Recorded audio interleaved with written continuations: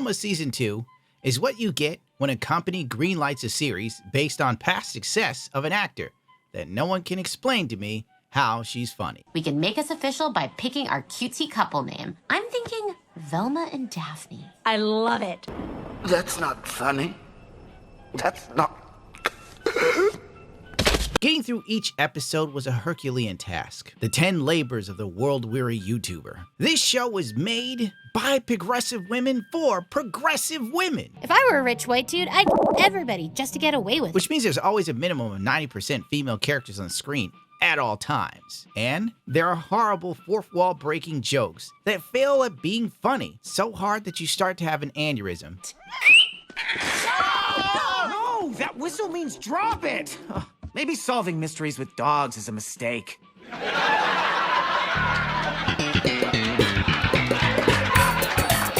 My God, ever since Ryan Reynolds did Deadpool, every asshole in Hollywood thinks they're witty and irreverent. I'm not saying that he is, by the way. It's just it works for Deadpool. There's a new character that's non-binary and annoying. She also spends her time manifesting. Oh, I agree that larger forces are at play, but I actually manifested us being paired together. Believing in things like manifesting is what makes Velma think you're weird. Well then, you leave me no choice but to enlighten you by manifesting us winning Creaky Friday. What fun. Oh, and they go by they, them. They're okay, which is pretty lucky since they listed their healthcare provider as the Wind. Boy, nothing like television mirroring this horrible dystopian reality that I long to escape from. You all rejected Amber without ever giving them a chance. Like they were a female late-night talk show host.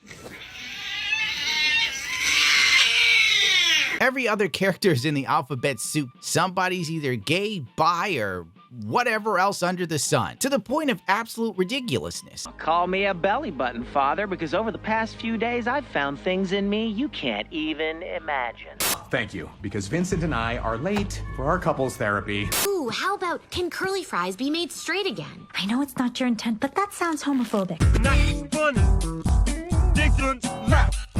Oh, by the way, the show is also thin on plot. In fact, it's so thin, it's non-existent. Whoever came up with this should be stripped naked and beaten like someone who isn't allowed to be within 30 feet of an elementary school. This is my dying wish, and I've contracted cancer from this show. The amount of dog shit ugly characters that the show pretends are hot. Completely dismissive. I get that, though. Amber does have a certain magnetism about them. No.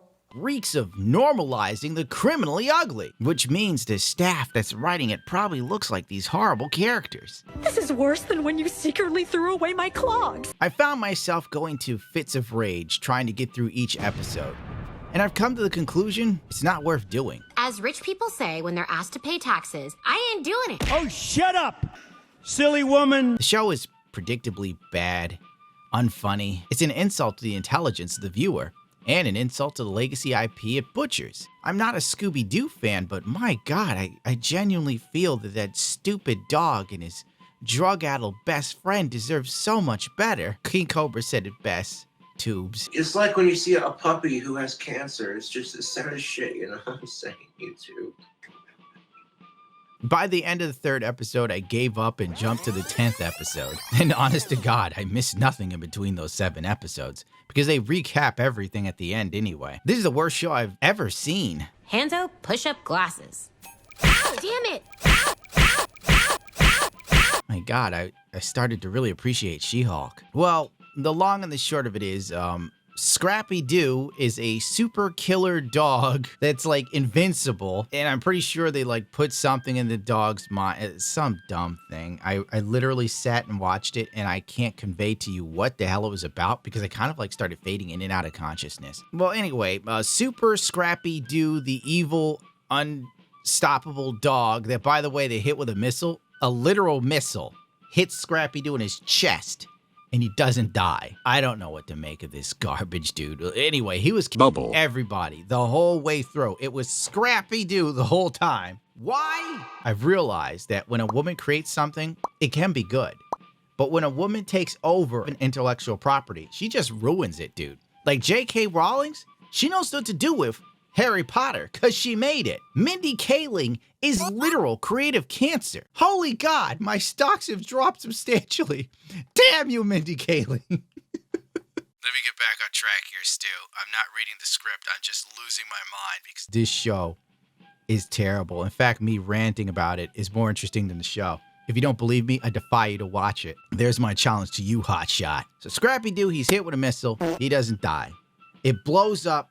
The helicopter gets blown away. Everybody's all screwed up. Oh, yeah, and he also Mindy Kaling, by the way. I forgot to mention that. Scrappy-Doo, he claws her in the face. Her fat ass falls over the banister and lands on her neck because the weight obviously is too much for her neck, right? So she's dead as a doornail. Scrappy-Doo's jumping at the helicopter, gets nailed with a missile in the chest, doesn't die, doesn't get blown up, he's a little scratched up, then he starts running towards everybody to kill Bubble. Why? Who even cares? Because it don't make no sense, dude.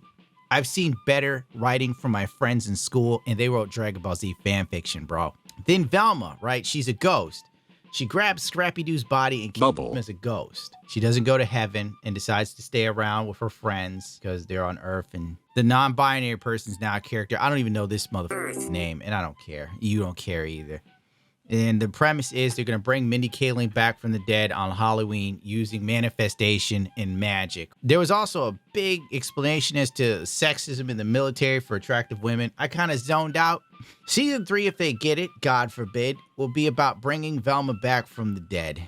And I say leave this piece of shit in the ground, Warner Brothers. I want to prove the doctor's wrong and grow old. No! This was another failed experiment in diversity, equity, and inclusion. The only thing that was accomplished is making a show that really ruins a legacy IP that has been around longer than most of us have been alive. For what? It's 2 terrible seasons of a show so bad you won't put on DVD because you know nobody will buy it. Hell, the show sucks so much there's not even torrents for it. I had to literally rip it myself for this, for this review.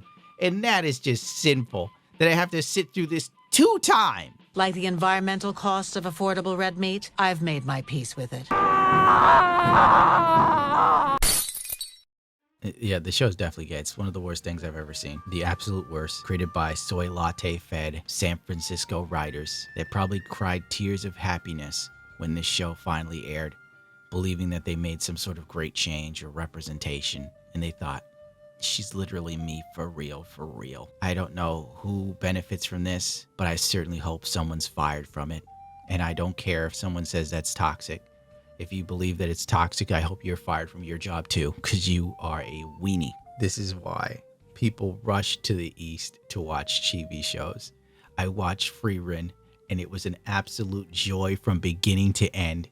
You cared about every single character, every event that unfolded, and you thought to yourself at the end as you fought back tears, wow, this was a great show. Mindy Kaling made me want to commit homicidal acts when I finished watching it.